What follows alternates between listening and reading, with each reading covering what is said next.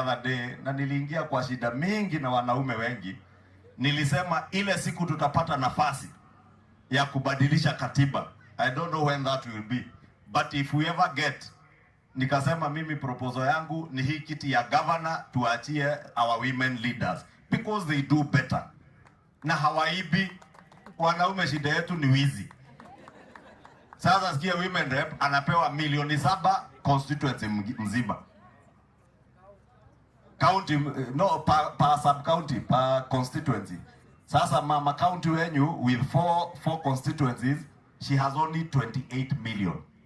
Ndio apeane basari, ape groups pesa ya kujisaidia biashara, anunue hema, anunue umbrellas kama hizi za kusaidia watu wa biashara, asaidie the vulnerable, people living with disabilities, asaidie orphans, na akuwe na program kama hii ya restoring hope.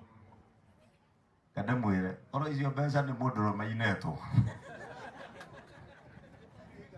Dio kana no muone. No mosiona kweli. But as Mheshimiwa Njeri said, mama hata ukimpea 100 shillings atajua kuchunga. And that is why even this program of Restoring Hope, WN, I'm saying is a very good program, because you are not just restoring the hope of these young girls or these young mothers. You are restoring the hope of the society in Embu County. And we will support you. My only challenge, vile nilikuambia, na wacha nirudie hapa mbele ya watu wa Embu, hii program isikuwe ni angafu. Na isikuwe ni program yako wakati uko women rep. Please make sure you grow it into a foundation, the Restored Hope Foundation.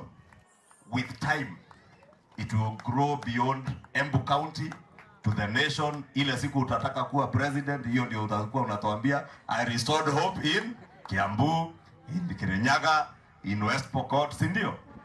But koiragwa wega umaganako. Nedo kiuma na mosie. Leo okiajererie goko Embu. I would hope that with time, as we were discussing, you will grow this into a foundation that you will continue to support as NGAF, even the day you will get out of the position of woman rep. That this foundation, these girls' hope and others will not be crushed because you are not in a position of leadership and a GAF, that there will be a foundation that will be taking care of them. Ushauri mara nyingi anakuja kwa wale ambao wamechaguliwa kwa mara ya pili, anauliza ushauri, anasema anasikia sana, anauliza Mheshimiwa Haika, alafu ulipanga namna gani? Hii pesa ni kidogo, sasa nitaifanyia kazi aje? Unajua nitafanya nini? Na naona ile mambo yote tumezungumza, umeexecute na ukaongeza zaidi. Sasa mimi coming here, I have learned about this your program here ya kupeleka hawa watoto kuwapatia second chance hawa wasichana. Na mimi sasa nikienda huko nitafanya hiyo. Tunaona nimejifunza kitu. Yeye amejifunza